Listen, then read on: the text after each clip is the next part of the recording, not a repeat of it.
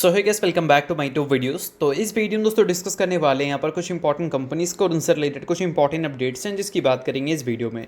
तो चलिए दोस्तों वीडियो की शुरुआत करते हैं। सबसे पहली कंपनी को डिस्कस करते हैं। पहली कंपनी का नाम है बीएससी लिमिटेड। बट इसको डिस्कस करने से पहले दोस्तों, अगर आपने अभी तक चैनल को सब्सक्राइब नहीं किया है तो चैनल को सब्सक्राइब करके बेल आइकन को प्रेस कर लो। और अगर आपने अभी तक टेलीग्राम चैनल को ज्वाइन नहीं किया है तो उसका लिंक आपको डिस्क्रिप्शन में देखने को मिल जाएगा। लिंक के थ्रू जाकर टेलीग्राम चैनल को भी आप ज्वाइन कर सकते हैं। तो चलिए दोस्तों वीडियो की शुरुआत करते हैं। सबसे पहले बात करते हैं बीएससी से रिलेटेड कुछ इंपॉर्टेंट अपडेट्स के बारे में। सो दोस्तों आज के दिन बीएससी आपको काफ़ी ज़्यादा फोकस में रहती हुई दिखेगी। अब इसका सबसे बड़ा रीज़न है कंपनी के क्वार्टरली रिजल्ट, जो कि आज के दिन हमें देखने को मिलने वाले हैं। लास्ट क्वार्टर में कंपनी के जो रेवेन्यू थे वो Q1Q बेसिस पे भी ठीक देखने को मिले थे, खराब मार्केट होने के बावजूद भी, और ईयर ऑन ईयर बेसिस पे भी ज़बरदस्त हमें देखने को मिले थे। बट इसके अलावा अगर हम जब बात करते हैं ऑपरेटिंग प्रॉफिट मार्जिन्स के बारे में, तो वो Q1Q बेसिस पे ज़बरदस्त गिरता हुआ दिखा था और ईयर ऑन ईयर बेसिस पे स्लाइटली बढ़ता हुआ दिखा था। इस वजह से जितना कंपनी के प्रॉफिट हमें ग्रो होते हुए देखने को मिल सकते थे, उतनी प्रॉफिट ग्रोथ हमें देखने को मिली नहीं। बट फिर भी ईयर ऑन ईयर बेसिस पे कंपनी ने 100% से भी ज़्यादा की ग्रोथ दिखाई थी अपने प्रॉफिट में। बट Q1Q बेसिस पे प्रॉफिट में अच्छी खासी गिरावट भी देखने को मिली थी। अब इन सारी चीज़ों के आने के बाद दोस्तों, इस बार मार्केट की एक्सपेक्टेशंस क्या हो सकती है बीएससी से रिलेटेड, तो चलिए उसकी बात करते हैं। तो देखो, काफ़ी सारे साइट्स में जाकर मैंने देखा बीएससी के कहीं भी एक्सपेक्टेशंस मेंशन है नहीं। बट एक चीज़ की एक्सपेक्टेशन मुझे दिख गई है और वो है EBITDA की। अब देखो वो दोस्तों, ब्लूमबर्ग की एक्सपेक्टेशंस की बात करें तो वो बाकी सारी कंपनीज़ का अपडेट कर चुके हैं। बट बीएससी का ना रेवेन्यू अपडेट किया गया है, ना प्रॉफिट अपडेट किया गया है, और ना ही मार्जिन्स अपडेट किया गया है। तो अपडेट क्या है? तो अपडेट है सिर्फ EBITDA की एक्सपेक्टेशन है 292 करोड़ का। और 292 करोड़ का EBITDA अगर मार्केट उम्मीद करके चल रही है तो इसका मतलब ये है कि पिछले क्वार्टर में जो EBITDA हमें देखने को मिला था वैसा ही EBITDA इस बार भी हमें देखने को मिल सकता है। यानी कि Q1Q बेसिस पे थोड़ा सा गिर कर आ सकता है, ऐसा मार्केट उम्मीद कर रही है। अब ऐसा ही कंपनी रिपोर्ट करती है तब तो ठीक है, बट अगर इससे ख़राब नंबर आता है तो फिर काफ़ी ज़्यादा प्रॉब्लम हो सकता है, क्योंकि बीएससी जो है अभी 52 वीक हाई से लगभग 6.5% ही नीचे है। यानी कि बोल सकते हैं अपने 52 वीक हाई के काफ़ी करीब है। और वैल्यूएशन वाइज भी अगर हम देखें तो अपने एक्सपेंसिव वैल्यूएशंस के आसपास ही है, यानी कि अपने ऑल टाइम हाई के आसपास है। इसका मतलब ये है कि कंपनी के नंबर्स में अगर कोई भी चीज़ें मार्केट को पसंद नहीं आती हैं तो हो सकता है कि उस केस में बीएससी को एक पैनिक सेलिंग फेस करना पड़ जाए। वेल, ये कोई गारंटी नहीं है या कोई रिकमेंडेशन नहीं है, बट कहने का मतलब ये है कि मार्केट नंबर से जब उम्मीद करती है कुछ अच्छा, तो वो बेसिकली तभी होता है जब मार्केट वो स्टॉक को ऑल टाइम हाई तक ले जा चुकी है। और वहाँ पर अगर अच्छा नंबर नहीं आता है तो इन्वेस्टर्स को रीज़न मिल जाता है प्रॉफिट बुक करने का, क्योंकि ऑल टाइम हाई पे है तो मैक्सिमम लोग होते हैं प्रॉफिट में। तो इस वजह से वहाँ पर एक पैनिक सेलिंग या फिर बोल सकते हैं हेवी सेलिंग देखने को मिल जाती है। अब देखते हैं कि Q4 के अर्निंग्स हमें कब देखने को मिलेंगे, बट जैसे ही अर्निंग्स देखने को मिलेंगे उसका वीडियो आपको मिल जाएगा। तो इस वजह से चैनल को सब्सक्राइब करके बेल आइकन को प्रेस करके रखना और साथ में ऑल पे क्लिक कर देना, क्योंकि जितने भी वीडियोस होंगे उसका नोटिफिकेशंस आपको सबसे पहले मिल सकेगा।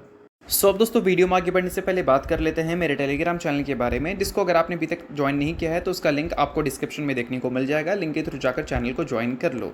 ज्वाइन करने का दोस्तों सबसे बड़ा बेनिफिट ये है कि हमारा चैनल टाइप किया है SEBI registered research analyst mister Kulneet Singh के साथ, जिसका रजिस्ट्रेशन नंबर आप यहाँ पर नोट कर सकते हैं।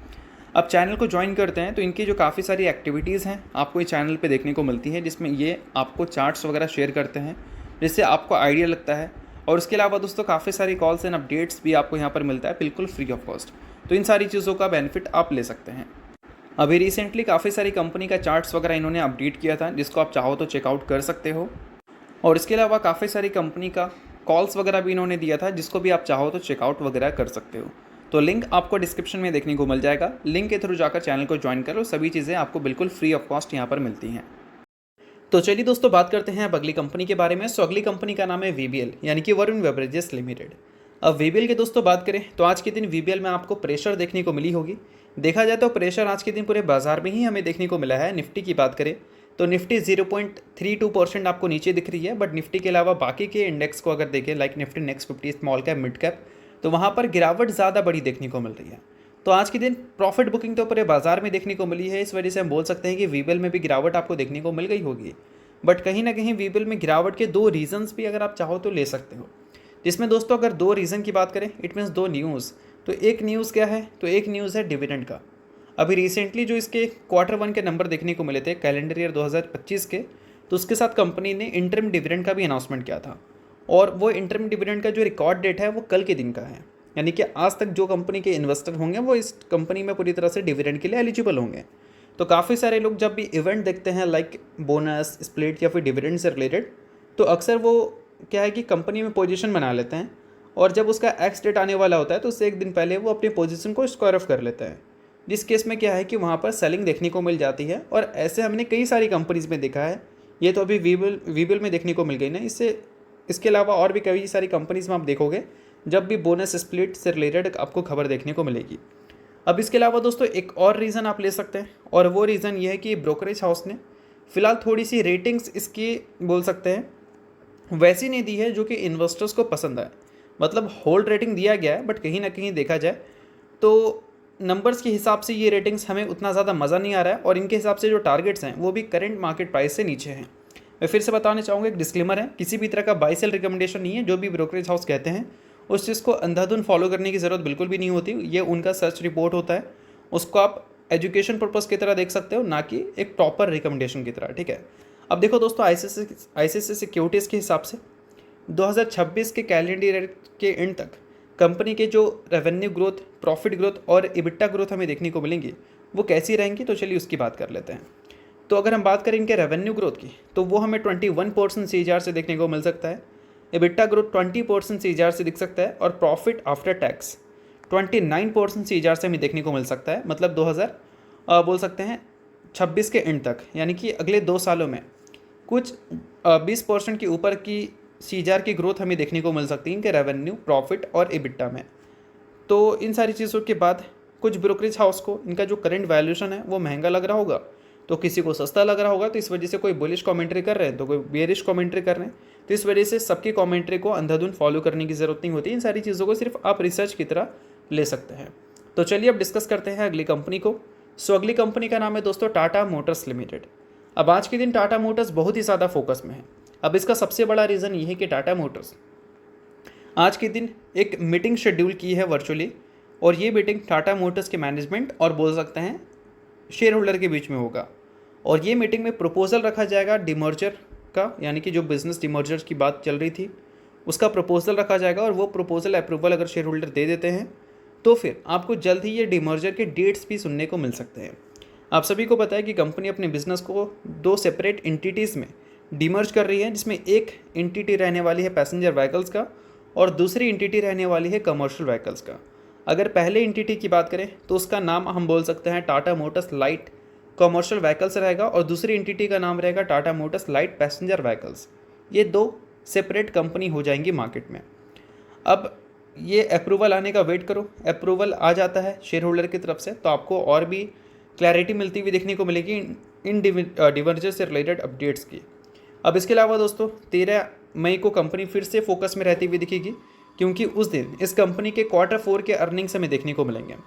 जो Q4 में जनवरी, फरवरी और मार्च का महीना होता है, उसमें जो कंपनी ने अपने सेल्स डेटा रिपोर्ट किया है वो data year on year basis पे तो कुछ खास अच्छा है नहीं।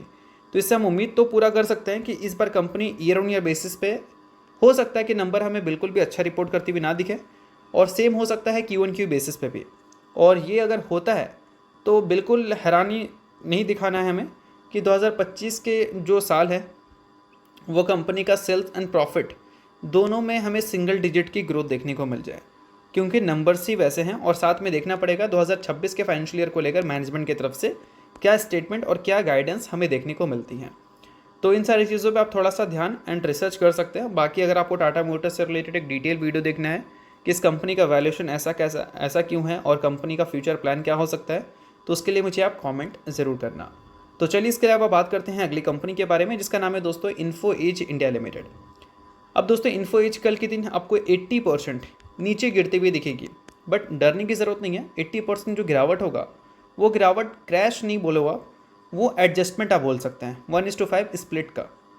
अब 1:2 स्प्लिट जब कोई कंपनी देती है तो 50% स्टॉक एडजस्ट होता है। अब 1:5 है, यानी कि 1 के बदले 5 शेयर मिलेगा, तो शेयर का जो वैल्यू है वो 80% नीचे चला जाएगा और 5 आपको एक्स्ट्रा शेयर्स मिल जाएंगे, तो आपके इन्वेस्टमेंट का जो वैल्यू है वो एज इट इज़ सेम हो जाएगा।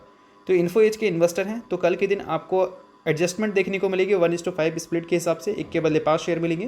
तो इससे बिल्कुल भी पैनिक मत करना, बट न्यूज़ थी इस वजह से मैंने आपको बता दिया ताकि आपको पहले से ही सभी चीज़ों के बारे में पता चल सके।